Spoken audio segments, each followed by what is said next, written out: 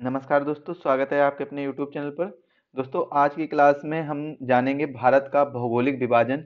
इससे पहले की क्लास में हमने भारत के केंद्र शासित प्रदेश और भारत के राज्यों के बारे में डिस्कस किया था, और जो महत्वपूर्ण जैसे तटों के नाम हो गए, और महत्वपूर्ण राज्य जो कौन कौन से राज्य तटीय सीमा बनाते हैं, कौन कौन से राज्य स्थल रुद्ध सीमा बनाते हैं, इन सभी चीजों के बारे में और महत्वपूर्ण तथ्यों के बारे में चर्चा की थी। आज की क्लास का जो हमारा टॉपिक रहने वाला है वो रहेगा भारत का भौगोलिक विभाजन। तो आज आप लोग हेडिंग डालेंगे भारत का भौगोलिक विभाजन। भारत का भौगोलिक विभाजन। इस इस टॉपिक को समझने से पहले आपको एक चीज समझनी होगी कि आखिर भारत की उत्पत्ति कैसे हुई, मतलब भारत बना कैसे। देखिए, अकेले भारत ही नहीं, जब हम वर्ल्ड ज्योग्राफी पढ़ेंगे तब आप देखेंगे कि बहुत सी चीजें, जैसे कि भारत के साथ साथ और भी जो अन्य कंट्री हैं वो सभी भी बने हैं। तो पृथ्वी का निर्माण या फिर जैसे महाद्वीपों का निर्माण कैसे हुआ है, तो आप भारत के भौगोलिक विभाजन में हम देखेंगे भारतीय उपमहाद्वीप का निर्माण। किसका निर्माण देखेंगे? भारतीय उपमहाद्वीप का निर्माण। मैंने आपको स्टार्टिंग में बताया था कि भारतीय उपमहाद्वीप में कितने राज्य आते हैं, कितने कंट्री आते हैं। तो इन सभी चीजें के बारे में मैंने बताया था आपको। तो भारतीय उपमहाद्वीप का निर्माण कैसे हुआ है, तो जब वर्ल्ड ज्योग्राफी पढ़ेंगे तब वहां पर आपको इस चीज के बारे में अच्छे से डिटेल में समझ में आएगा कि मैं क्या बताने की प्रयास कर रहा हूँ। तो देखिए, भारतीय उपमहाद्वीप का जो निर्माण है वो लगभग 4.6 वर्ष माना जाता है, अरब वर्ष पूर्व माना जाता है। 4.6 अरब वर्ष पूर्व माना जाता है। कैसे माना जाता है, देखिए बताते हैं। मान लीजिए ये क्या है, ये पृथ्वी है। ये क्या है? ये पृथ्वी है।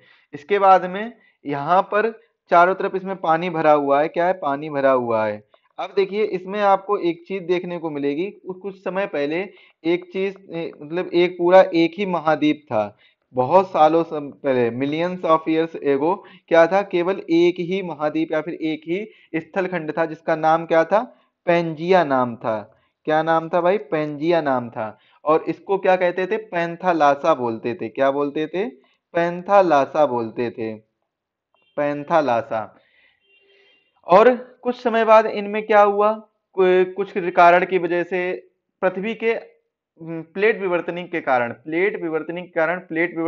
प्लेट के जो प्लेट अंदर गए, अंदर की तरफ क्या हो रहा है? लावा, लावा है जो खूब खोल रहा है, लावा इधर उधर, उसकी वजह से प्लेटों में विवर्तन हो रहा है। प्लेटें इधर एक दूसरे से खिसक रही हैं, आगे पीछे बढ़ रही हैं। तो इस वजह से क्या हुआ, कुछ समय बाद इसमें क्या होना प्रारंभ हो गया, कुछ समय बाद ये दो भागों में बट गया। दो भाग कौन कौन से भाग थे? एक था अंगारा लैंड। एक क्या था? अंगारा लैंड। इसे क्या बोलते हैं? इसे हम यूरेशिया का भाग बोलते हैं। एक क्या भाग था? अंगारा लैंड था। और दूसरा क्या है? दूसरा है गोंडवाना। दूसरा कौन सा है? गोंडवाना लैंड। तो गोंडवाना लैंड और अंगारा लैंड, गोंडवाना लैंड और अंगारा लैंड दो भागों में विभाजित हो गया था।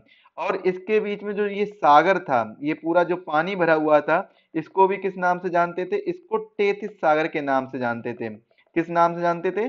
टेथिस सागर के नाम से जानते थे। जो ये पानी भरा हुआ है या फिर जो ये सागर है, इसको हम टेथिस सागर के नाम से जानते थे। इसको लिख लेंगे टेथिस सागर। क्या लिखेंगे? टेथिस सागर। तो टेथिस सागर के नाम से इसको जानते थे। तो इसके कारण इसमें क्या है, जो अंगारा लैंड है, इसको क्या कहेंगे? यूरेशिया भी बोलेंगे। क्या बोलेंगे? यूरेशिया। इसको क्या? यूरेशिया भी बोलेंगे। तो यूरेशिया का ही पार्ट है कौन? यूरेशिया का ही पार्ट है भारत। और जो गोंडवाना लैंड में, इसमें आपको अफ्रीका हो गया और ऑस्ट्रेलिया होगा, ऐसे विभिन्न कंट्री और आपको वो देखने को मिलेंगे, आपको महाद्वीप देखने को मिलेंगे। इसके बाद में भारत की भूगर्भिक संरचना को हम देखते हैं कि आखिर भारत की भूगर्भिक संरचना क्या है। क्या देखेंगे? भारत की भूगर्भिक भारत की भूगर्भिक भूगर्भिक संरचना। तो भारत की भूगर्भिक संरचना, तो इसमें देखेंगे हम इसको हम तीन प्रकार से पढ़ सकते हैं। इसको हम कितने प्रकार से देख सकते हैं? तीन प्रकार से देख सकते हैं। कौन कौन से तीन प्रकार हैं?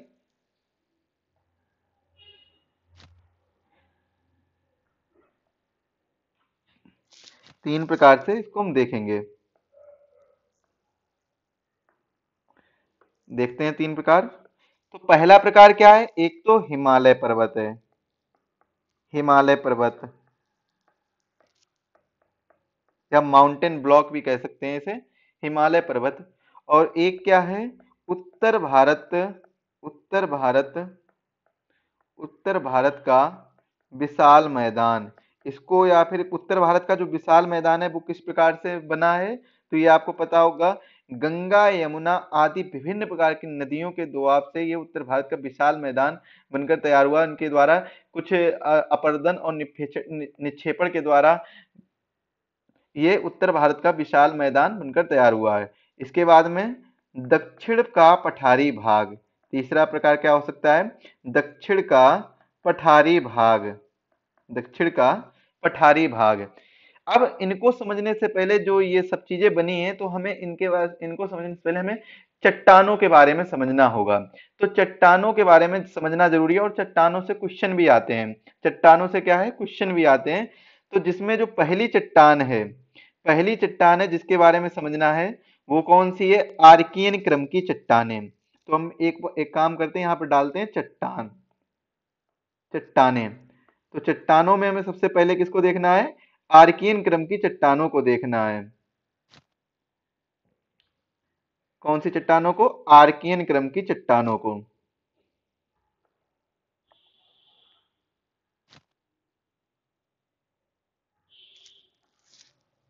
देखते हैं। सबसे पहले आर्कियन क्रम की चट्टानें, आर्कियन क्रम की चट्टानें।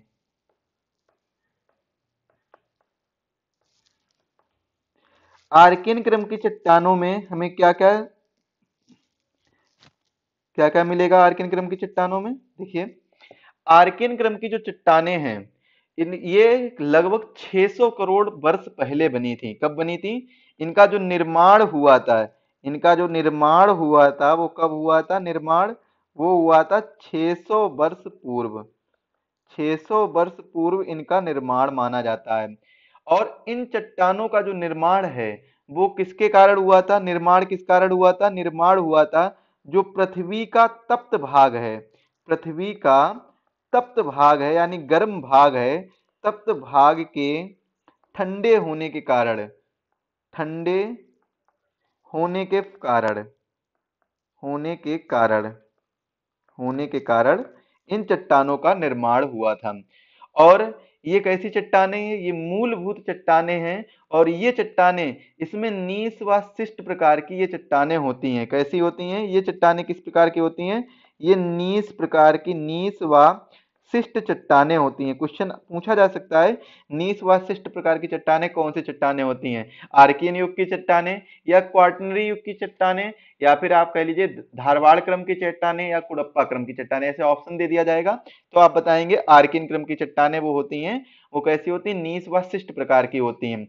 इनमें क्या जीवाश्म पाया जाता है? तो आप बताएंगे इनमें जीवाश्म है वो नहीं पाया जाता है, जीवाश्म नहीं पाया जाता है, मतलब जीवाश्म का अभाव रहता है। जीवाश्म का क्या रहता है? अभाव रहता है,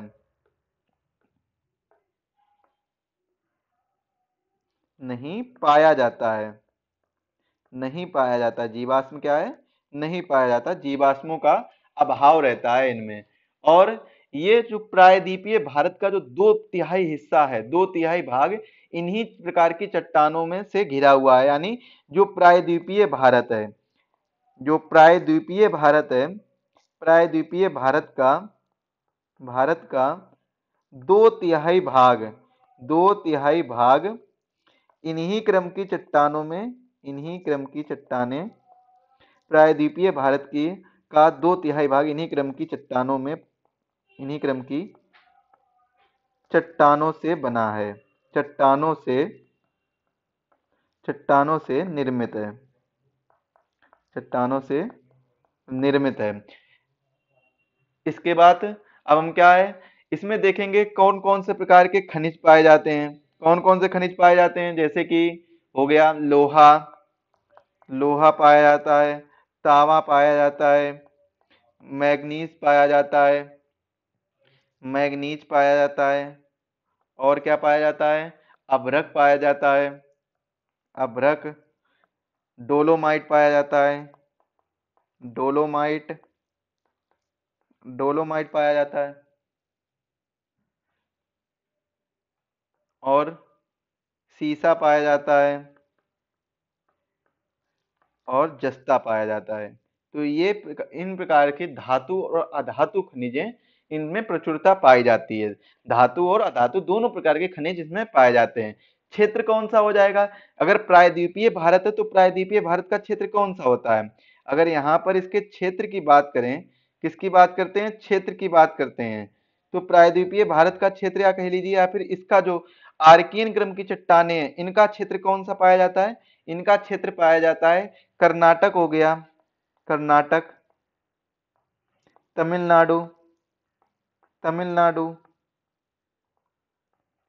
आंध्र प्रदेश, आंध्र प्रदेश, मध्य प्रदेश, मध्य प्रदेश, छोटा नागपुर पठार, छोटा नागपुर पठार, दक्षिणी पूर्व राजस्थान, दक्षिणी पूर्व राजस्थान, और उड़ीसा, और कौन सा पाया जाता है और कहाँ पाई जाती हैं, उड़ीसा में ये चट्टानें देखने को मिलती हैं। इसके बाद में हम देखेंगे धारवाड़ क्रम की चट्टानों को। किसको देखेंगे, धारवाड़ क्रम की चट्टानों को, धारवाड़ क्रम की चट्टानें, धारवाड़ क्रम की चट्टानें। तो धारवाड़ क्रम की चट्टानों में क्या क्या देखना है, तो धारवाड़ क्रम की जो चट्टानें होती हैं इनका निर्माण कैसे होता है, इनका जो निर्माण होता है वो आर्कियन क्रम की चट्टानों के अपरदन की वजह से होता है। इनका जब अपरदन होगा, इनका क्या होगा, इनका जब अपरदन होगा, अपरदन होगा, तब धारवाड़ क्रम की चट्टानें बनेंगी। कौन सी चट्टानें बनेंगी, धारवाड़ क्रम की, धारवाड़ क्रम की चट्टानें बनेंगी, चट्टानें बनेंगी। यहां पर लिख लीजिए क्रम, धारवाड़ क्रम की चट्टानें बनेंगी।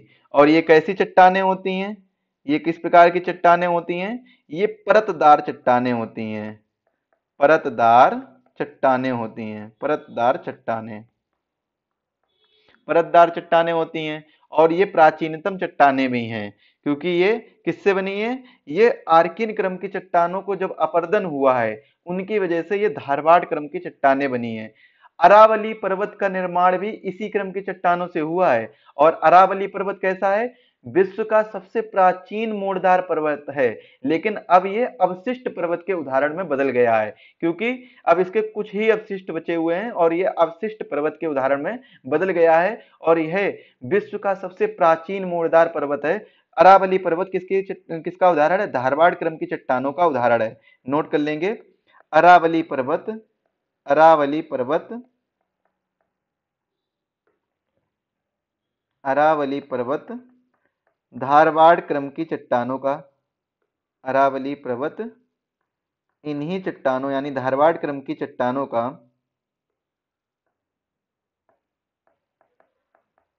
इन्हीं चट्टानों का उदाहरण है।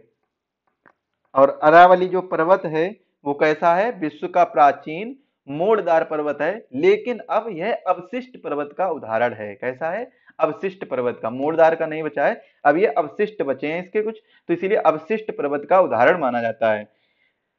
ये कैसे हैं, आर्थिक क्रम से महत्वपूर्ण होती हैं। जो धारवाड़ क्रम की चट्टानें हैं वो आर्थिक क्रम से बहुत ही महत्वपूर्ण होती हैं। इसमें लोहा, सोना, तांबा, मैग्नीज, क्रोमियम ऐसे विभिन्न प्रकार के धात्विक खनिज पाए जाते हैं। नोट कर लेंगे, लोहा पाया जाता है, लोहा हो गया, तांबा हो गया, सोना हो गया, और मैग्नीज हो गया, मैग्नीज, क्रोमियम हो गया,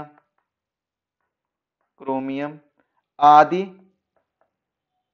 आदि धात्विक खनिज पाए जाते हैं, धात्विक खनिज पाए जाते हैं।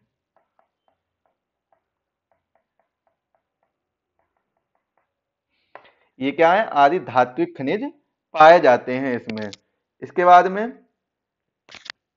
हम देखेंगे अगली जो चट्टान जिसके बारे में पढ़ेंगे वो कौन सी है? वो है कुडप्पा क्रम की चट्टानें, कुडप्पा क्रम की चट्टानें।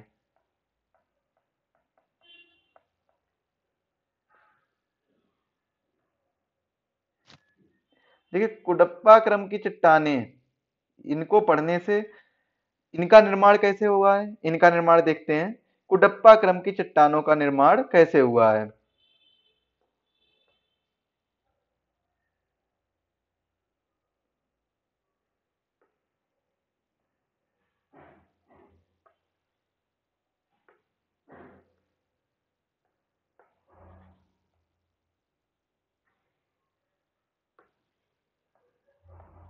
कुडप्पा क्रम की चट्टानें, इनका निर्माण हुआ है,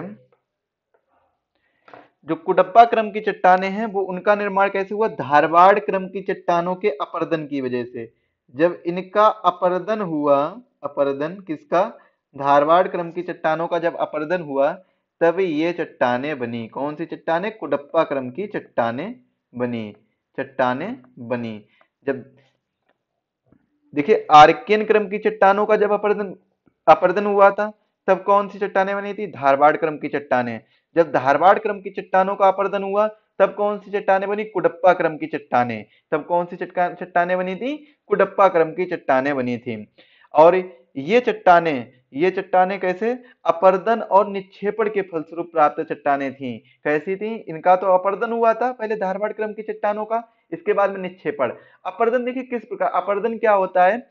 मान लीजिए एक जगह से कोई, अगर मान लीजिए कोई ये मिट्टी है, ऐसे मिट्टी पड़ी हुई है, अब मिट्टी से यहाँ से कोई नदी बहकर आती है, और नदी आकर इस मिट्टी का कुछ हिस्सा यहाँ से बहाकर दूसरी जगह ले जाती है, यहाँ से बहाकर दूसरी जगह ले जाती है। या फिर ये मान लीजिए बालू या रेत जो भी है, तो कुछ भी उदाहरण ले लीजिए, समझिए। तो इस मिट्टी का कुछ हिस्सा यहाँ से बहाकर दूसरी जगह पर डाल के इसे इकट्ठा कर देती है। तो ये क्या है? यहाँ से इसका अपरदन किया और इस जगह पर इसका निक्षेपण कर दिया है। उस नदी ने एक जगह से अपरदन किया, एक जगह से बहाकर लाए, एक जगह से पर्वत काट के, पर्वत से विभिन्न प्रकार के जो टीले पत्थर वगैरह, जो छोटे छोटे कंक्रीट, ये सब बहाकर अपना लाई, और एक जहां पर जो मैदान होगा वहां पर उनका निक्षेपण कर दिया। और निक्षेपण करने के बाद में ये अचानक से उसी जगह पर बढ़ते रहेंगे। क्या होते रहेंगे? बढ़ते रहेंगे, मतलब बड़े होते रहेंगे। उस जगह को बहुत ही एक टीला टाइप का बना लेते हैं, तो उसे क्या कह देंगे? उसे निक्षेपण कहेंगे। कि एक जगह से अपरदन किया, दूसरी जगह पर छोड़ दिया, उसे निक्षेपण कहते हैं। तो ये किससे बनी है? अपरदन और निक्षेपण से कुडप्पा क्रम की चट्टानें बनी थी। किसका अपरदन और निक्षेपण हुआ था? तो ये हुआ था धारवाड़ क्रम की चट्टानों का अपरदन और निक्षेपण हुआ था। इसके बाद में हम यहाँ पर क्या देखेंगे? यहाँ पर एक चीज देखेंगे, इस क्रम की चट्टानें, जो कुडप्पा क्रम की चट्टानें हैं, इनका नामकरण किस प्रकार हुआ? तो नामकरण के बारे में भी देख लेते हैं, नामकरण किस प्रकार हुआ था। तो इनका नामकरण एक स्टेट है भारत में, आंध्र प्रदेश। तो आंध्र प्रदेश स्टेट में एक जिला का नाम है। जिला का क्या नाम है? जिला का नाम है कुडप्पा। तो इसी जिले के नाम से इनका नामकरण हुआ है। किस जिले के नाम से? कुडप्पा जिले के नाम से इनका नामकरण किया गया है। आंध्र प्रदेश का एक जिला है कुडप्पा, उसके नाम से कुडप्पा क्रम की चट्टानों का नामकरण किया गया है। इसमें भी क्या है? जीवाश्म नहीं पाए जाते। धारवाड़ क्रम की चट्टानों में भी जीवाश्म नहीं पाए जाते हैं, और इसमें भी जीवाश्म नहीं पाए जाते हैं। जीवाश्म नहीं पाए जाते हैं, और इसमें भी नोट कर लेंगे, जीवाश्म नहीं पाए जाते हैं। जो धारवाड़ क्रम की चट्टानें होती हैं, इसमें भी जीवाश्म नहीं पाए जाते, और यहाँ पर भी जीवाश्म नहीं पाए जाते हैं आर्कियन क्रम की चट्टानों में। तो तीन प्रकार की चट्टानें हमने पढ़ी, और तीनों में जीवाश्म नहीं पाए जाते हैं। इनका जो स्थान है, कुडप्पा क्रम की चट्टानें, वो आपको देखने को मिलेगा ज्यादातर जो मध्य प्रदेश और छत्तीसगढ़ है, इसमें जो पापाग्नि श्रेणी है और अन्नामलाई श्रेणी और कृष्णा श्रेणी की चट्टानों में ये पाए जाती हैं अधिकतर। अन्नामलाई कहाँ पर है? कर्नाटक में पड़ता है। इसमें कौन कौन से खनिज पाए जाते हैं? तो बलुआ पत्थर की प्रचुरता पाई जाती है कुडप्पा क्रम की चट्टानों में। चूना पत्थर भी पाया जाता है, चूना पत्थर। और क्या पाया जाता है? संगमरमर पाया जाता है, संगमरमर। एस्बेस्टस पाया जाता है, एस्बेस्टस पाया जाता है। इसके बाद में अगर क्वेश्चन पूछा जाए कि पूर्वी घाट का निर्माण, पूर्वी घाट का निर्माण किन क्रम की चट्टानों से हुआ है, तो निम्न में से किन चट्टानों से पूर्वी घाट का निर्माण हुआ है? तो इसका आंसर क्या होगा? पूर्वी घाट का निर्माण किससे हुआ है? पूर्वी घाट का निर्माण हुआ है कुडप्पा क्रम की चट्टानों से। तो इस पॉइंट को भी नोट करेंगे। पूर्वी घाट का निर्माण, पूर्वी घाट का निर्माण निर्माण इन्हीं चट्टानों से हुआ है, इन्हीं चट्टानों से हुआ है। पूर्वी घाट का निर्माण किनसे हुआ है? कुडप्पा क्रम की चट्टानों से हुआ है। अच्छा, पूर्वी घाट में कौन कौन सी चट्टानें आ जाती हैं? तो नगारी की चट्टानें, सराय की चट्टानें, पालनी की पहाड़ियां, ये सभी क्या है? पूर्वी घाट में ही आती हैं। एक और है उत्तरी सरकार तट की चट्टानें, ये भी किसमें आती है? ये भी पूर्वी घाट में आती हैं। इसके बाद में जो अगले क्रम की चट्टानें हैं जिनको हम पढ़ेंगे वो है गोंडवाना क्रम की चट्टानें। अगली कौन सी है जिसके बारे में पढ़ने वाले हैं? गोंडवाना क्रम की चट्टानें, गोंडवाना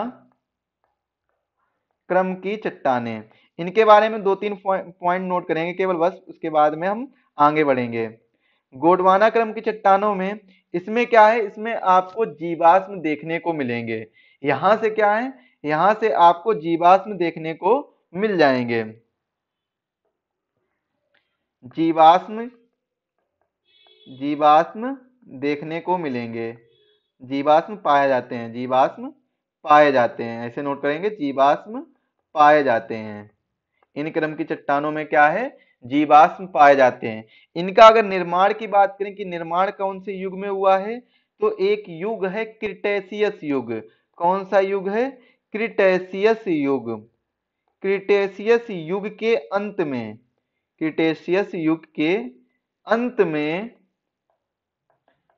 भारत के सह्याद्री भाग में, भारत के सह्याद्री भाग में, सह्याद्री भाग में व्यापक ज्वालामुखी के कारण, व्यापक ज्वालामुखी के कारण, ज्वालामुखी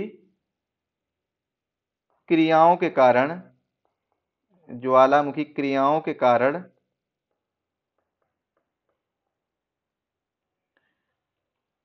बेसाल्ट लावा, बेसाल्ट लावा के प्रवाह से, बेसाल्ट लावा के प्रवाह से सीढ़ीदार भू आकृति का निर्माण हुआ। सीढ़ीदार भू आकृति का निर्माण हुआ, सीढ़ीदार भू आकृति का निर्माण हुआ। उसी को क्या कहते हैं? उसी को गोंडवाना क्रम की चट्टानें कहते हैं। उसी को क्या कहेंगे? उसी को हम गोंडवाना क्रम की चट्टानें कहेंगे। इसमें आपको क्या क्या देखने को मिल जाएगा? इसमें आपको देखने को मिलेगा बॉक्साइट। अधिकतर कौन सा क्या चीज देखने को मिलेगी? बॉक्साइट देखने को मिलेगा, क्वार्ट्ज देखने को मिलेगा। क्या देखने को मिलेगा? क्वार्ट्ज देखने को मिलेगा। ये बहुमूल्य पत्थर हैं और बहुमूल्य और भी अधिक बहुमूल्य पत्थर भी आपको यहाँ पर देखने को मिलेंगे। एवं अन्य बहुमूल्य पत्थर, बहुमूल्य पत्थर भी आपको यहाँ पर देखने को मिलेंगे। इन चट्टानों के विखंडन से ही किसका निर्माण होता है? काली मिट्टी का निर्माण होता है। जब ये प्रकार की चट्टानें विखंडित होती हैं, विखंडन से, इन चट्टानों के विखंडन से किसका निर्माण होता है? काली मिट्टी का निर्माण होता है। जब हम भारत की मृदाओं के बारे में पढ़ेंगे तब डिटेल से समझेंगे काली मिट्टी के बारे में। तो काली मिट्टी का निर्माण अभी मैं आपको बता रहा हूं, तो किसके विखंडन से होता है? गोंडवाना क्रम की चट्टानों के विखंडन से काली मिट्टी का निर्माण होता है। अब देखिए काली मिट्टी के बारे में, तो काली मिट्टी को अन्य किस नाम से जानते हैं? रेगुर मृदा के नाम से भी जानते हैं। किस नाम से जानते हैं? काली मिट्टी के बारे में दो तीन पॉइंट लिख लेंगे, बाकी बाद में तो हम पढ़ेंगे ही इनके बारे में, लेकिन यहाँ पर भी दो तीन पॉइंट लिख लेंगे। काली मिट्टी को काली मिट्टी को किस नाम से जानते हैं? काली मिट्टी को रेगुर मृदा के नाम से जानते हैं। रेगुर मृदा के नाम से जानते हैं। और किस नाम से जानते हैं? लावा मृदा के नाम से जानते हैं, क्योंकि ये बेसाल्टिक लावा, जो बेसाल्टिक लावा है उससे सीढ़ीदार नुमा भू आकृति बनी और उसी के विखंडन से काली मिट्टी का निर्माण हुआ, इसीलिए इसे लावा मृदा भी कहते हैं। और काली मिट्टी में कपास की खेती अधिकतर होती है, तो इसीलिए इसे कपासी मृदा भी कहते हैं। क्या कहते हैं? कपासी मृदा भी कहते हैं। काली मिट्टी में कपास की खेती अधिक होती है, तो इसीलिए इसे हम कपासी मृदा भी कहते हैं। और काली मिट्टी का अन्य नाम कौन सा? रेगुर मृदा और लावा मृदा और कपासी मृदा, ये तीन इसके अन्य नाम हैं, ये याद रखने होंगे आपको।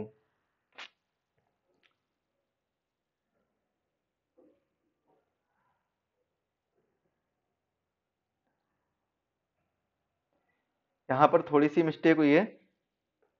ये जो चट्टाने हैं, ये किस क्रम की चट्टाने हैं? ये चट्टाने नहीं, ये है दक्कन ट्रैप। क्या है? दक्कन ट्रैप है ये, दक्कन ट्रैप। दक्कन ट्रैप। तो दक्कन ट्रैप से क्या है? काली मिट्टी का निर्माण होता है जब इनका विखंडन हुआ। और ये किसमें? क्रेटेशियस युग के अंत में भारत का जो सह्याद्री भाग है, इसके व्यापक ज्वालामुखी क्रियाओं के कारण बेसाल्ट लावा के प्रभाव से सीढ़ीदार भूआकृति बनी, उसी को क्या कहते हैं? दक्कन ट्रैप भी कहते हैं, उसी को हम दक्कन ट्रैप कहते हैं। चलिए आप देखते हैं गोंडवाना क्रम की चट्टाने। आप क्या देखेंगे? गोंडवाना क्रम की चट्टाने। गोंडवाना क्रम की चट्टाने। गोंडवाना क्रम की चट्टाने, इनका निर्माण कैसे होता है? इनका निर्माण कार्बन इनका निर्माण इनका निर्माण कार्बोनिफेरस कार्बोनिफेरस कार्बोनिफेरस युग से लेकर कार्बोनिफेरस युग से लेकर जुरासिक युग के मध्य तक हुआ। जुरासिक युग के मध्य तक माना जाता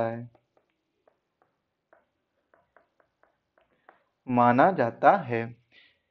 इसके बाद में अगर इसमें पूछा जाए कि इसमें जीवाश्म पाया जाता है, तो जी हाँ, इसमें जीवाश्म पाया जाता है। इसमें भी जीवाश्म पाया जाता है। जीवाश्म पाया किसमें नहीं जाता है? तो जीवाश्म नहीं पाया जाता है किसमें? जीवाश्म आर्कियन, धरवाड़ और कुडप्पा क्रम की चट्टानों में जीवाश्म नहीं पाया जाता है। गोंडवाना क्रम की चट्टानों में जीवाश्म पाया जाता है। इसमें जीवाश्म क्या है? पाया जाता है। इसके बाद में इन क्रम की चट्टानों में जो किसके इन क्रम की चट्टानों में जब जीवाश्म पाया जाता है, तो यहाँ पर कोयला की प्रचुरता है। इन क्रम की चट्टानों में कोयला की अधिक मात्रा पाई जाती है, यानी कोयला की क्या है? प्रचुरता है। कोयला की अधिक मात्रा किन क्रम की चट्टानों में पाई जाती है? गोंडवाना क्रम की चट्टानों में पाई जाती है। दामोदर घाटी, महानदी घाटी, राजमहल, सतपुड़ा, महादेव की पहाड़ी, सिक्किम, दार्जिलिंग, ये सब कहाँ पर है? इन्हीं चट्टानों में है। कौन कौन से? दामोदर घाटी जो कि पश्चिम बंगाल में, महानदी घाटी छत्तीसगढ़ उड़ीसा में देखने को मिलती है, राजमहल झारखंड में देखने को मिलता है, और सतपुड़ा की जो पहाड़ियां है गुजरात से छत्तीसगढ़ लेकर ये सतपुड़ा रेंज पाई जाती है। तो सतपुड़ा की पहाड़ियां, महादेव की पहाड़ी, सिक्किम, दार्जिलिंग, ये सब कहाँ पर देखने को मिलेगा? ये सब आपको गोंडवाना क्रम की चट्टानों में देखने को मिलेगा। तो इस चीज को भी आप लोग नोट कर लेंगे। दक्कन ट्रैप के बारे में हमने देख ही लिया है। इसके बाद हम आगे बढ़ेंगे और देखेंगे किसके? बिंद क्रम की चट्टानों को। अब किसकी बारी है? बिंद क्रम की चट्टाने। बिंद क्रम की चट्टाने।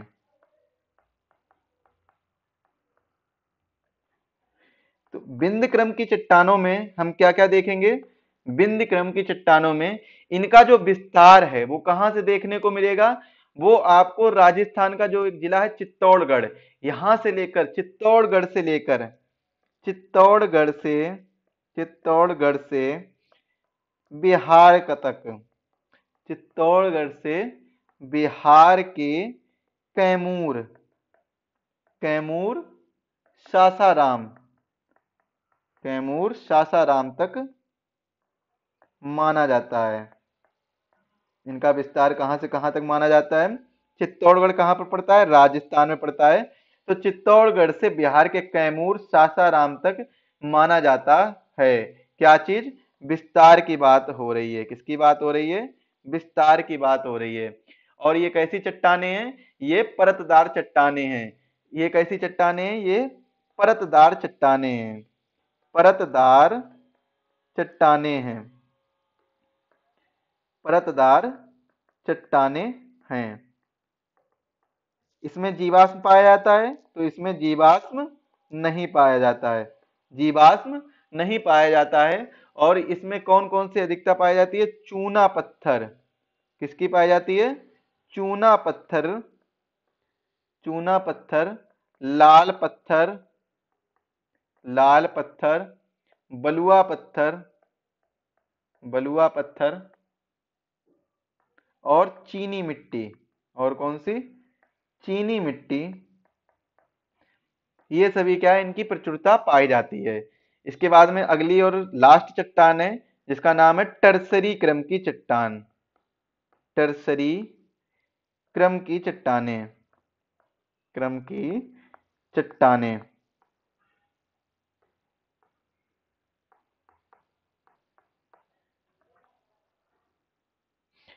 तो टर्सरी क्रम की चट्टाने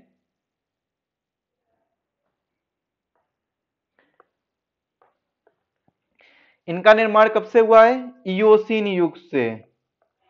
इयोसीन युग से लेकर, युग से लेकर प्लायोसीन युग तक, प्लायोसीन युग के मध्य माना जाता है। मध्य माना जाता है। इयोसीन युग से लेकर प्लायोसीन युग के मध्य माना जाता है। क्या चीज? निर्माण। निर्माण कब माना जाता है? इयोसीन युग से लेकर प्लायोसीन युग तक के मध्य माना जाता है। हिमालय क्षेत्र में पाई जाने वाली चट्टानें किस क्रम की हैं? टर्सरी क्रम की हैं। ये कहां पर? हिमालय क्षेत्र की पाए जाने वाली चट्टानें, हिमालय क्षेत्र की पाई जाने वाली चट्टानें, पाई जाने वाली चट्टानें, चट्टानें इसी क्रम की हैं, इसी क्रम की हैं। इयोसीन युग से लेकर प्लायोसीन युग के मध्य टर्सरी क्रम की चट्टानों का निर्माण होता है। और हिमालय क्षेत्र में जो भी चट्टानें पाई जाती हैं वो टर्सरी क्रम की चट्टानें हैं। अब हम बात करते हैं भारत के भौगोलिक भौतिक स्वरूप के बारे में। किसके बारे में चर्चा करेंगे? भारत के भौतिक स्वरूप के बारे में। आप लोग हेडिंग डालेंगे भारत का भौतिक स्वरूप।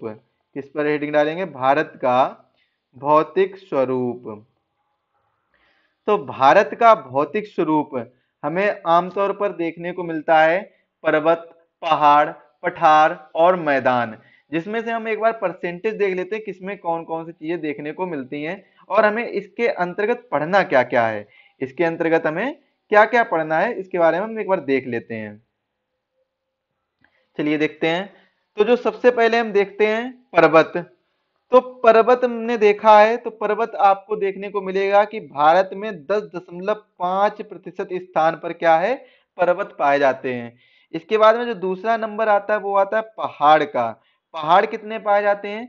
18.6% क्या है? पहाड़ पाए जाते हैं। क्या पाए जाते हैं? 18.6% पहाड़ पाए जाते हैं। इसके बाद में अगर हम देखेंगे अगला जो है जो पाया जाता है पठार। तो भारत में कितने पठार पाए जाते हैं? पठार को देखते हैं। पठार, तो पठार पाए जाते हैं 27.7%। कितने पाए जाते हैं? 27.7% भारत में पठार पाए जाते हैं। और इसके बाद में जो हमारा अंतिम नंबर है वो है मैदान का, जो कि भारत में सबसे अधिक मात्रा में पाया जाता है 43.2%। 43.2% पहाड़ पाया जाता है, मैदान पाया जाता है। 43.2% जो क्या है वो मैदान पाया जाता है। अब देखिए अगर हम बात करें कि इनमें अगर हमें पढ़ने की बात की जाए कि इसमें क्या क्या पढ़ना होगा, तो देखिए जब पर्वत हम पढ़ेंगे तो इसमें आपको हिमालय के बारे में पढ़ना पड़ेगा। किसके बारे में पढ़ना पड़ेगा?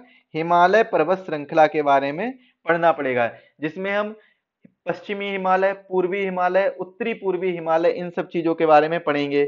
और जब हम पहाड़ पढ़ेंगे तो पहाड़ में देखेंगे अरावली की पहाड़ियां, विंध्य की पहाड़ियां, सतपुड़ा की पहाड़ियां, सतमाला पर्वत श्रेणियां, पश्चिमी घाट की पहाड़ियां, पूर्वी घाट की पहाड़ियां, पूर्वोत्तर भारत की पहाड़ियां। तो ये सब हम किसमें? पहाड़ में देखेंगे।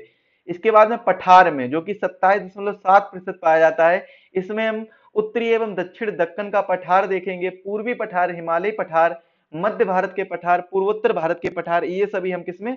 पठार में देखेंगे। और वहीं अगर मैदान की बात करें तो उत्तर भारत का विशाल मैदान हो गया, पूर्वी मैदान हो गया, असम का मैदान हो गया, थार मरुस्थल हो गया, पूर्वी तटीय मैदान हो गया, पश्चिमी तटीय मैदान हो गया, ये सब हम किसमें देखेंगे? मैदान में देखेंगे। पठार में उत्तर एवं दक्षिण दक्कन का पठार, पूर्वी पठार, हिमालय पठार, मध्य भारत के पठार, पूर्वोत्तर भारत के पठार, ये सभी हम किसमें देखेंगे? पठार में देखेंगे। इन सभी के आपको डिटेल में नोट्स आपको हमारे एप्लीकेशन एग्जाम वेब पर मिल जाएंगे। लिंक डिस्क्रिप्शन बॉक्स में दी गई है, वहां से आप डाउनलोड करिए एग्जाम वेब, और वहां से आप इसकी पीडीएफ प्राप्त कर सकते हैं। कंप्लीट ज्योग्राफी की पीडीएफ और अन्य सभी क्लासेस जो भी आपके चैनल पर प्राप्त हो रही हैं, वो सभी आपको यहीं पर देखने को मिलेगी। यहीं पर सारी पीडीएफ आपको देखने को मिल जाएंगी। अब हम बात करते हैं भारत की भू आकृतिक उप इकाइयों के बारे में, जो कि बहुत ही महत्वपूर्ण है।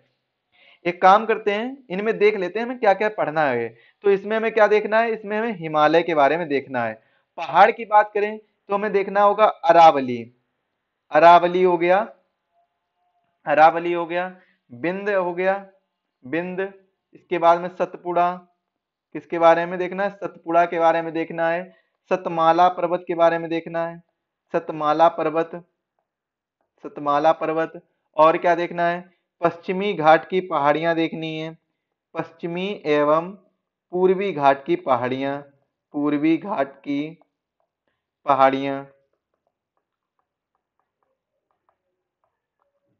इसके बाद में क्या देखना है?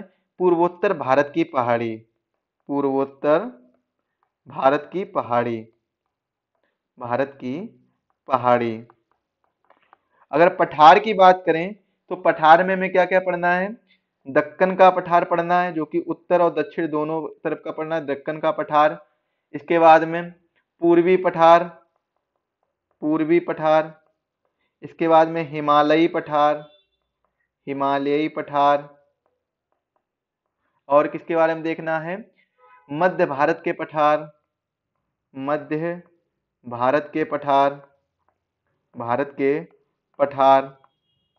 और पूर्वोत्तर भारत के पठार, पूर्वोत्तर भारत के पठार,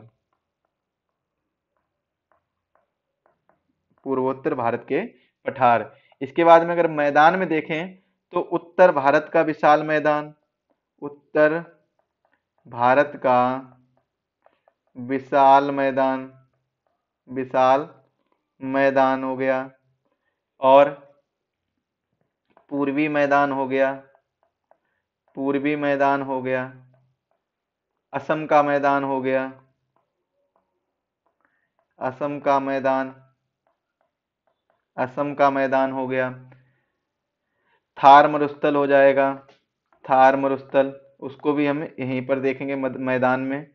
पूर्वी तटीय मैदान हो गया, पूर्वी एवं पश्चिमी तटीय मैदान, पूर्वी एवं पश्चिमी तटीय मैदान। ये सब क्या है? ये सब हम देखेंगे, पूर्वी एवं पश्चिमी तटीय मैदान। ये सब हम किसमें देखेंगे? मैदानों में देखेंगे। तो हमें इतना सब देखना है। इसके बाद में अब हम चलते हैं भारत की भूगर्भिक, भारत की हेडिंग क्या पड़ेगी अगली? भारत की भू गार्भिक, गार्भिक नहीं, भू आकृतिक, आकृतिक इकाइयां। भारत की भू आकृतिक इकाइयां। तो ये कितनी इकाइयां हैं? यहाँ पर आपको 6 इकाइयां देखने को मिलेंगी। कौन कौन सी इकाई? पहली कौन सी देखने को मिलेगी आपको? पहले नंबर पर देखने को मिलेगी हिमालय पर्वत की श्रृंखला।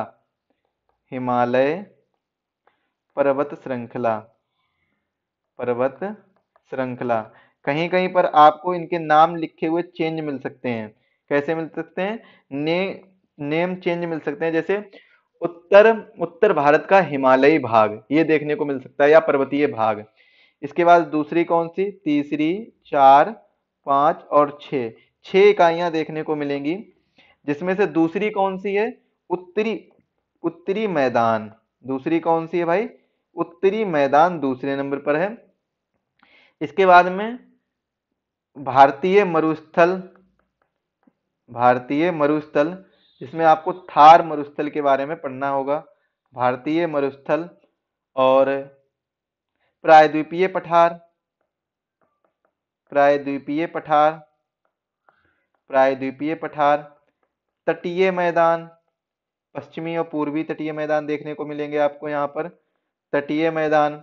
और द्वीप समूह। द्वीप समूह में लक्षद्वीप हो गया, अंडमान निकोबार द्वीप हो गया। तो ये सभी क्या है? भारत की भू आकृतिक इकाइयां हैं। भू आकृतिक इकाइयों को एक बार मैप के माध्यम से भी समझते हैं। भू आकृतिक इकाइयों को किसके माध्यम से समझते हैं? मैप के माध्यम से समझने का प्रयास करते हैं। चलिए देखते हैं।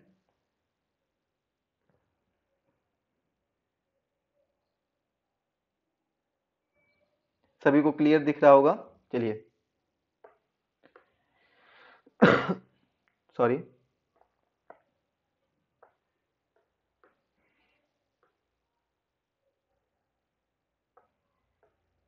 ये जो आपको एरिया दिखेगा, यहां से इसको इस तरीके से डिनोट करेंगे। ये जो आपको एरिया दिखेगा, ये जो एरिया है,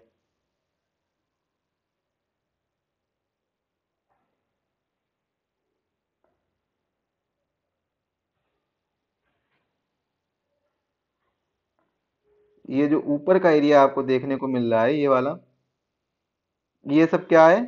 ये आपका देखने को मिलेगा जो, ये हिमालयी क्षेत्र है। कौन सा क्षेत्र है? ये पूरा हिमालयी क्षेत्र है।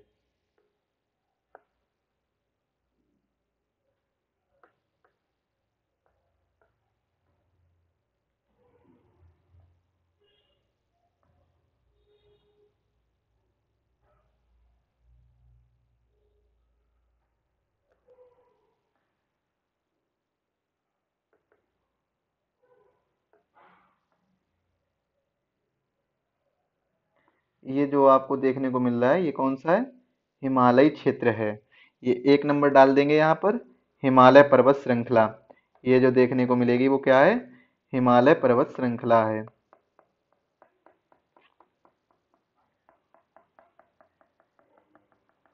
ये क्या है? हिमालय पर्वत श्रृंखला। इसके बाद में ये जो एरिया आपको देखने को मिल रहा है, ये वाला एरिया, ये ये कौन सा है? ये 2 नंबर डाल दीजिए। ये जो एरिया है, ये कौन सा है? 2 नंबर। सॉरी, 2 नंबर नहीं।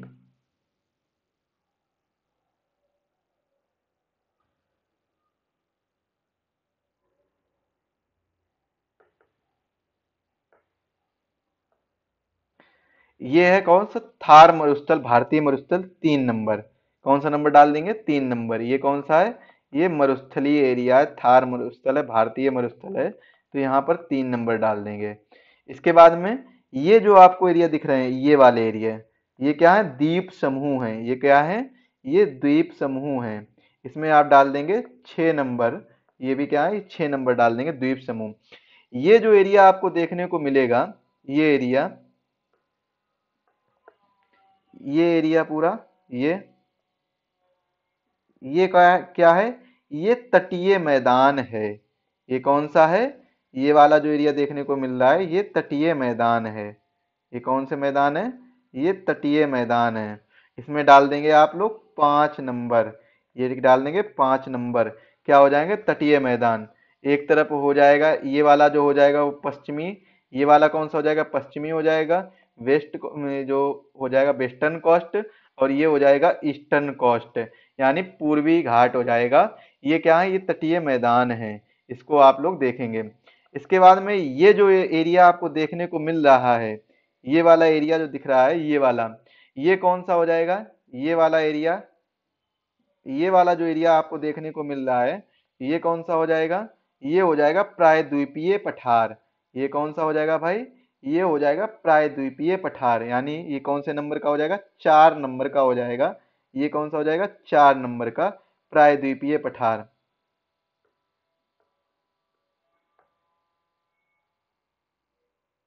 यहाँ पर लिख लेंगे 4 नंबर। ये कौन सा हो जाएगा? प्रायद्वीपीय पठार। इसके बाद में ये जो एरिया आपको देखने को मिल रहा है, ये वाला एरिया, ये वाला एरिया, ये कौन सा हो जाएगा? ये हो जाएगा उत्तर भारत का मैदान, उत्तरी मैदान। ये कौन से नंबर का हो जाएगा? टोटल ये वाला एरिया है, ये हो जाएगा, ये हो जाएगा दूसरे नंबर का, सेकेंड नंबर। ये कौन सा है? सेकेंड नंबर है ये वाला एरिया। ये सब एरिया, ये सब सेकेंड नंबर के अंतर्गत आएगा। तो ये क्या हो जाएगा? उत्तरी मैदान हो जाएगा। तो ये 6 डिवीजन है जो मैंने मैप के माध्यम से भारत की भू आकृतिक इकाइयों के बारे में समझे हैं। आप इस मैप को बनाएंगे और अच्छे से इनको लोकेट कर लेंगे सभी को, क्योंकि ये बहुत जरूरी है। इस जगह पर जो ये एरिया आपको देखने को मिल रहा है, ये क्या है? ये डेल्टा है। ये क्या देखने को मिल रहा है? डेल्टा है। भारत में डेल्टा भी पाया जाता है, सुंदरबन डेल्टा। क्या नाम है जिसका? सुंदरबन डेल्टा।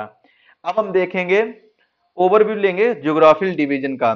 तो हिमालयी क्षेत्र में, अगर हम हिमालयी क्षेत्र की बात करें, हिमालयी क्षेत्र में आपको देखने को मिलेगा नवीनतम बलित पर्वत श्रृंखला, जिसकी लंबाई लगभग 2500 किलोमीटर होगी, जो कहां से? काराकोरम से नामचा बरवा। नामचा बरवा अरुणाचल प्रदेश से थोड़ा सा ऊपर है। और देखिए कहीं कहीं आपको देखने को मिलेगा नामचा बरवा अरुणाचल प्रदेश में ही है, कहीं कहीं किताबों में देखने को मिलेगा आपको कि नामचा बरवा है वो अरुणाचल प्रदेश से ऊपर है, करीबन 70 किलोमीटर के समथिंग में ऊपर है। तो पूर्वी भारत की अगर सबसे ऊंची चोटी की बात की जाए, तो इसमें कहीं जब पूर्वी भारत का शब्द जोड़ दिया जाए, तब वहां पर दूसरी चोटी का नाम आ जाएगा, जिसका नाम क्या है? कांगटो। कौन सी चोटी है? कांगटो चोटी है। जबकि अगर पूछा जाए कि हिमालय पर्वत, पूर्वी हिमालय की सबसे ऊंची चोटी कौन सी है, तो नामचा बरवा होगी। तो कौन सी होगी? नामचा बरवा होगी। इसके बारे में हम आगे डिस्कशन करेंगे। फिलहाल में हम देखते हैं हिमालय पर्वत श्रृंखला के बारे में, इसका मतलब ओवरव्यू लेते हैं। तो नवीनतम बलित पर्वत श्रृंखला है हिमालय पर्वत की। अगर बात की जाए, मैप के माध्यम से ही समझेंगे।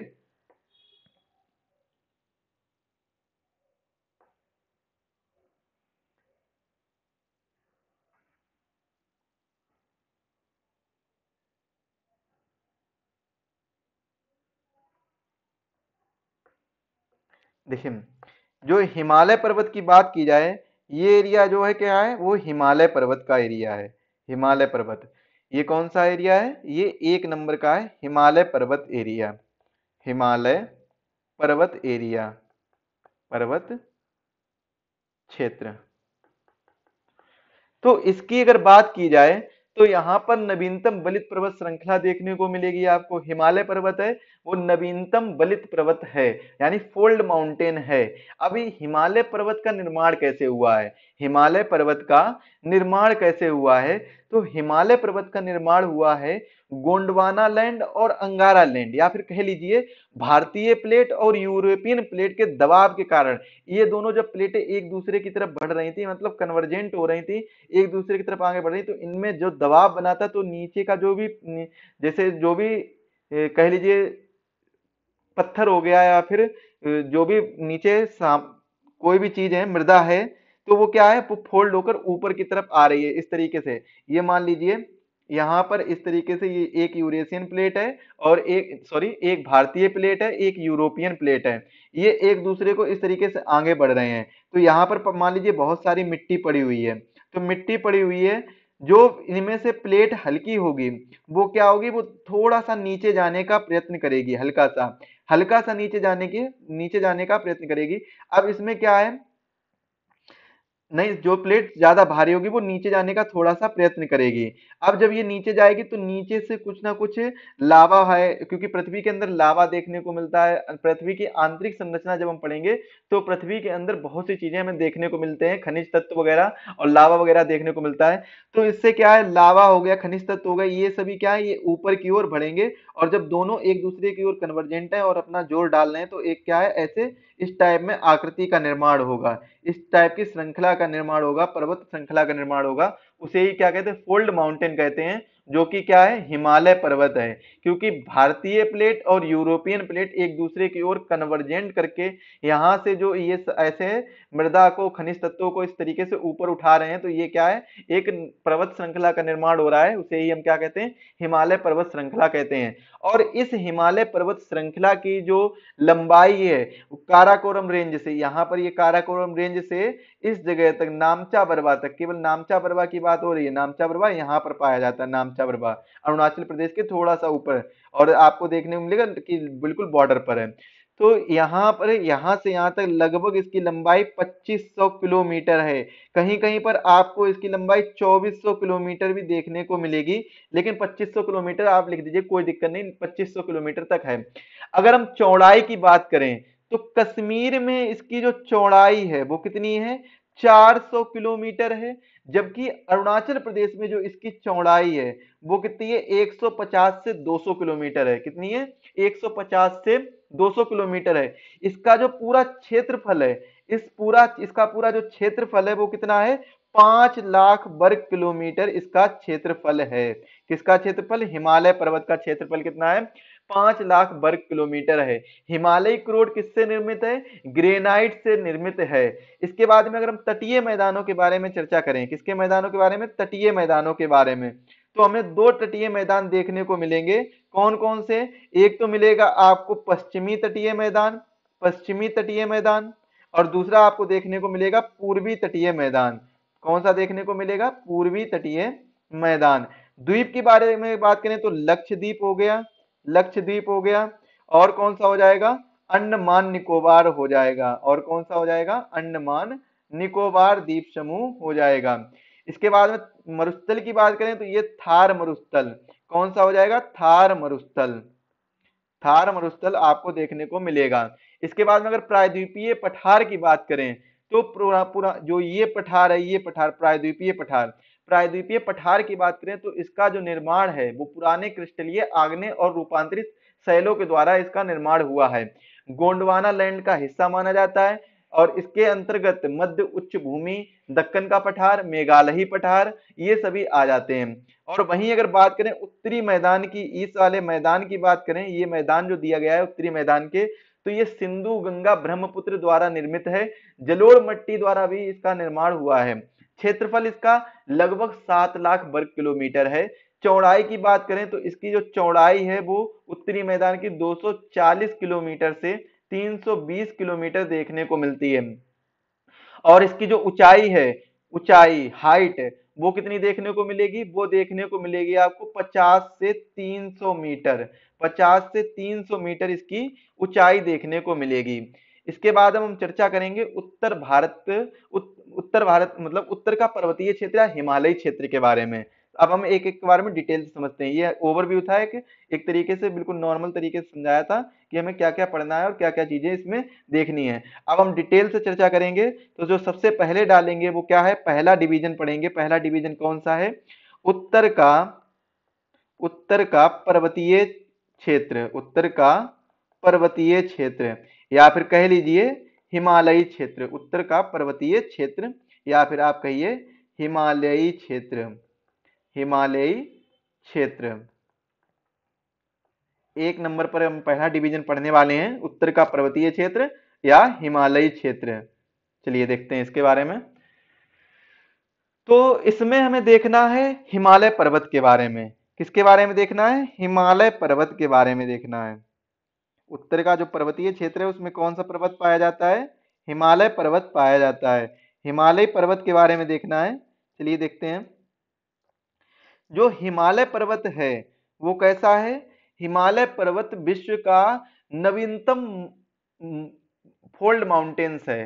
कैसा है? फोल्ड माउंटेन है, नवीनतम बलित पर्वत है। तो हिमालय पर्वत यंगेस्ट, यंगेस्ट कह लीजिए, नवीनतम फोल्ड माउंटेन है, बलित पर्वत है। इसके बारे में तो चर्चा कर ही चुके हैं, फोल्ड माउंटेन है। इसकी अगर लंबाई की बात करें, पूरब से पश्चिम की, पूरब से पश्चिम की लंबाई की बात करें तो कितनी है? 2500 किलोमीटर।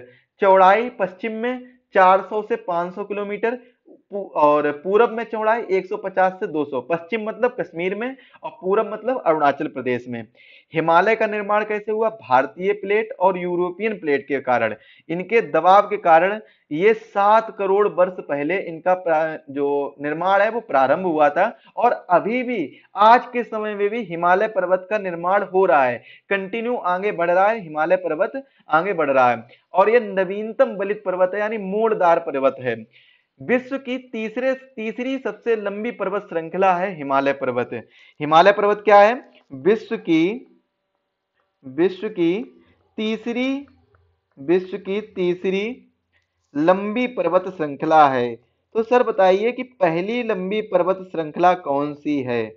विश्व की तीसरी अगर हिमालय पर्वत है तो पहली कौन सी है? तो पहली की बात करें, तो पहली पर्वत श्रृंखला की बात करें तो वो कौन सी हो जाएगी? ये हो जाएगी एंडीज पर्वत श्रृंखला। पहली कौन सी है? एंडीज पर्वत श्रृंखला है, एंडीज पर्वत श्रृंखला। अब इसकी बात की जाए, इसकी लंबाई कितनी है? 7000 किलोमीटर है। कितनी है? 7000 किलोमीटर, जबकि हिमालय की तो 2500 ही किलोमीटर है। इसके बाद में ये कहां पर पाई जाती है एंडीज पर्वत श्रृंखला? तो ये पाई जाती है दक्षिण अमेरिका में। किस जगह पर पाई जाती है? दक्षिण अमेरिका में पाई जाती है। दूसरी सबसे लंबी पर्वत श्रृंखला की अगर बात की जाए तो वो कौन सी है? रॉकी पर्वत श्रृंखला है। कौन सी पर्वत श्रृंखला है? रॉकी पर्वत श्रृंखला है, रॉकी पर्वत श्रृंखला। इसकी लंबाई कितनी है? 4800 किलोमीटर है, 4800 किलोमीटर। रॉकी पर्वत श्रृंखला कहां पर पाई जाती है? उत्तरी अमेरिका में पाई जाती है। किस जगह पर पाई जाती है? उत्तरी अमेरिका में पाई जाती है। और अल्पाइन भू संचलन से इसकी उत्पत्ति होती है हिमालय की, यानी प्लेट टेक्टोनिक की वजह से इसकी उत्पत्ति होती है। इसका जो क्षेत्रफल है वो कितना है? 5 लाख किलोमीटर या वर्ग किलोमीटर है। और आकृति कैसी है इसकी? चापाकार आकृति, ये तलवार के समान। किस तरह समान है? चापाकार आकृति है। इस तरीके से आकृति देखने को मिलेगी, तलवार के समान ये आकृति मानी जाती है। या फिर इसको हम कह देंगे अर्धवृत्त। कैसी आकृति है? आकृति है अर्धवृत्त आकृति है, चापाकार आकृति है। इसके बाद में आपको कुछ चीजें और देखनी होंगी, जैसे कि पूरब से पश्चिम में दक्षिण की ओर तीव्र मोड़ बनाती है। क्या चीज है? जो हिमालय पर्वत है वो पूरब से पश्चिम में दक्षिण की ओर तीव्र मोड़ बनाती है। अब हम बात करते हैं हिमालय का भौतिक विभाजन या हिमालय के वर्गीकरण के बारे में। बहुत इंपॉर्टेंट है हिमालय का वर्गीकरण सीखना। हिमालय का वर्गीकरण बहुत ही ज्यादा इंपॉर्टेंट है। तो देखेंगे हिमालय का वर्गीकरण। हिमालय का वर्गीकरण देखकर क्लास को यहीं पर एंड करेंगे। इसके बाद में हम आगे देखेंगे, अगली क्लास में सभी श्रृंखलाओं के बारे में सीखेंगे। तो हिमालय के वर्गीकरण को हम दो भागों में हिमालय का वर्गीकरण कर सकते हैं। कितने भागों में कर सकते हैं? दो भागों में कर सकते हैं।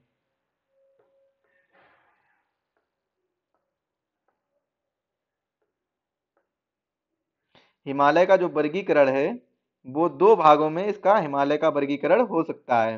कौन कौन से दो भाग हैं? चलिए देखते हैं। एक जो पहला भाग है वो क्या है? ट्रांस हिमालय। पहला भाग कौन सा है? ट्रांस हिमालय का है, ट्रांस हिमालय। और दूसरा भाग कौन सा है? मुख्य हिमालय। दूसरा भाग कौन सा है? मुख्य हिमालय, ये दूसरा भाग है। तो पहला भाग ट्रांस हिमालय, दूसरा भाग मुख्य हिमालय। पहला भाग कौन सा है? ट्रांस हिमालय। और दूसरा भाग कौन सा है? मुख्य हिमालय। अब ट्रांस हिमालय में हम विभिन्न प्रकार के पर्वत श्रृंखलाओं के बारे में जानेंगे, जिसमें से महत्वपूर्ण कौन सी हैं? महत्वपूर्ण है काराकोरम श्रेणी, काराकोरम श्रेणी, काराकोरम श्रेणी, काराकोरम श्रेणी, और लद्दाख हिमालय। और कौन सा है? लद्दाख हिमालय।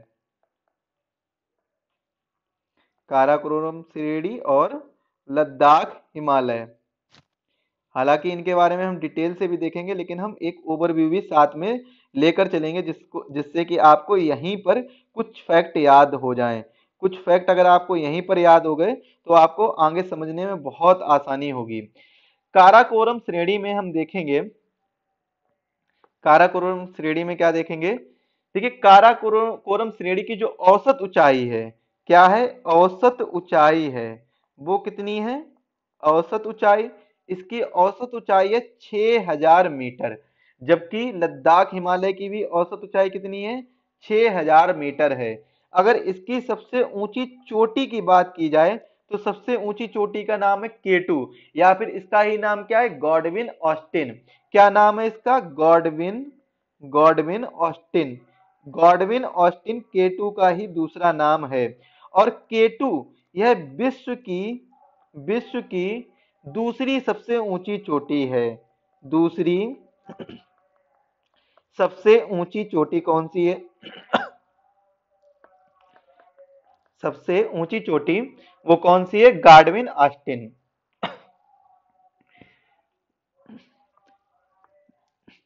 लद्दाख हिमालय में गुरला मांदता, गुरला मांदता ये ऊंची चोटी है लद्दाख हिमालय में।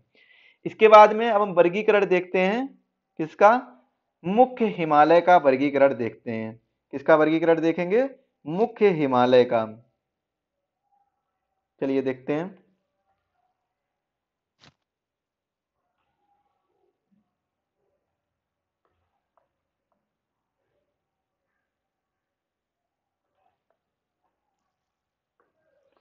मुख्य हिमालय में जो सबसे पहला है वो कौन सा है? बृहद हिमालय। कौन सा है? बृहद हिमालय। दूसरे नंबर पर कौन सा है? लघु या मध्य हिमालय।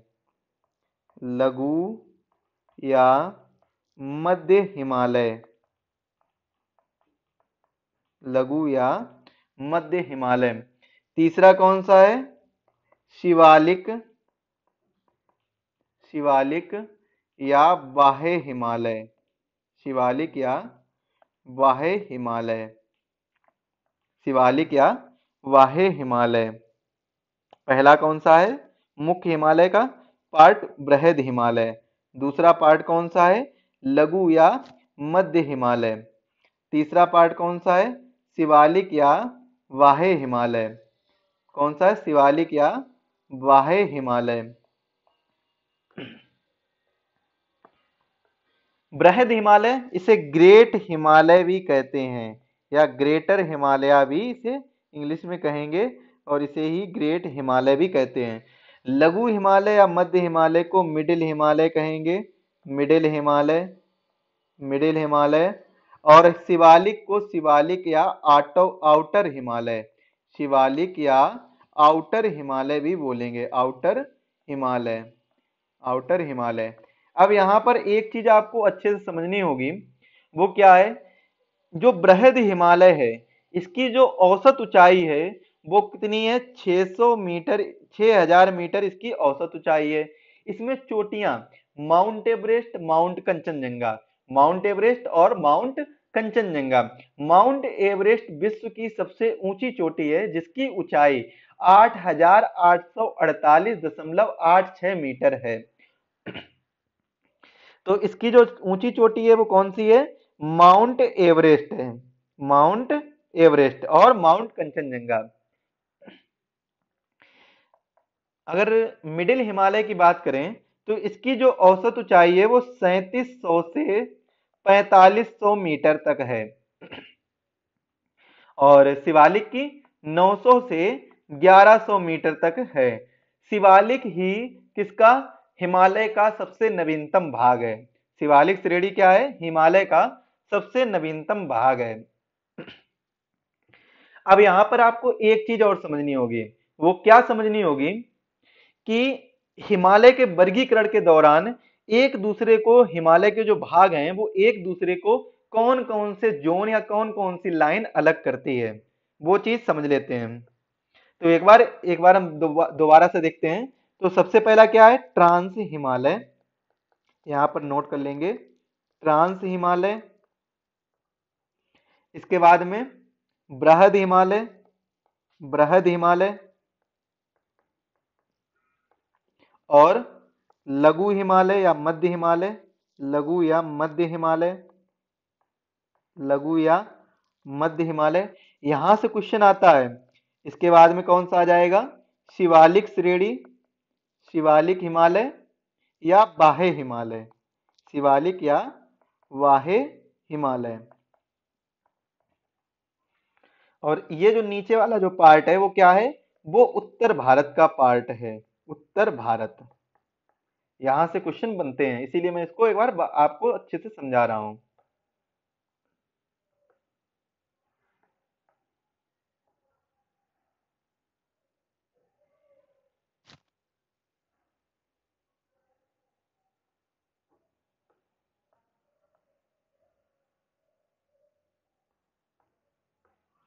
चलिए देखते हैं।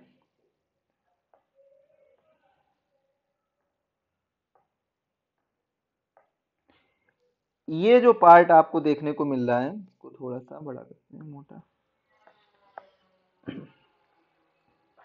ये जो आपको लाइन देखने को मिल रही है, ये वाली लाइन, ये ट्रांस हिमालय और बृहद हिमालय के बीच की लाइन है। इस लाइन को क्या बोलेंगे, इस लाइन को हम बोलेंगे हिंज लाइन। क्या बोलेंगे, हिंज लाइन। मतलब अगर क्वेश्चन पूछा जाए आपसे, ट्रांस हिमालय और बृहद हिमालय को कौन सी रेखा अलग करती है या कौन सा जोन अलग करता है, तो आप बताएंगे हिंज लाइन या इंडो तिब्बत सचर जोन। इसको ही क्या बोलते हैं, Indo Tibet, Indo Tibet suture zone बोलते हैं, Indo Tibet suture zone. Trans Himalaya और बृहद हिमालय को जो लाइन अलग करती है वो कौन सी लाइन है, हिंज हिंज लाइन है। कौन सी लाइन है, हिंज लाइन। इसके बाद में अगर बृहद हिमालय लघु हिमालय की बात की जाए, तो बृहद हिमालय और लघु हिमालय को जो लाइन अलग करती है वो कौन सी लाइन है, वो एमसीटी लाइन है, यानी main central thrust line, main central, central thrust, main central thrust. ये बृहद हिमालय को लघु हिमालय से अलग करती है। इसके बाद में अगर क्वेश्चन पूछा जाए कि लघु हिमालय या मध्य हिमालय, लघु हिमालय या मध्य हिमालय को अलग करने वाली लाइन कौन सी है, तो इसमें आप बताएंगे यह लाइन अलग है main boundary fault, M B F. कौन सी लाइन अलग करती है, main boundary fault, main boundary fault, main boundary fault. इसके बाद में अगर क्वेश्चन ये पूछ लिया जाए आपसे कि बताइएगा सर, शिवालिक या बाह्य हिमालय और उत्तर भारत को, शिवालिक या बाह्य हिमालय और उत्तर भारत को कौन सी लाइन अलग करती है, तो बताएंगे सर क्या, कौन सी लाइन अलग करती है, लाइन अलग करती है main frontal thrust, main, main frontal thrust, यानी M F T, main frontal thrust. तो ये यहां से क्वेश्चन पूछ लिए जाते हैं। अब अगली क्लास में हम जानेंगे कि मैप के माध्यम से समझेंगे सभी जो हिमालय पर्वत की सभी श्रृंखलाओं के बारे में और सभी चोटियों के बारे में। इसके बाद में हम डिटेल से इनके बारे में चर्चा करेंगे अगली क्लास में। मिलते हैं अगली क्लास में, तब तक के लिए आप सभी को धन्यवाद। अगर आपको इसके नोट्स चाहिए, पीडीएफ नोट्स चाहिए, तो आप एग्जाम वेब एप्लीकेशन को डाउनलोड करिए, वहां से आपको इसके पीडीएफ नोट्स मिल जाएंगे। मिलेंगे अगली क्लास में, तब तक के लिए धन्यवाद।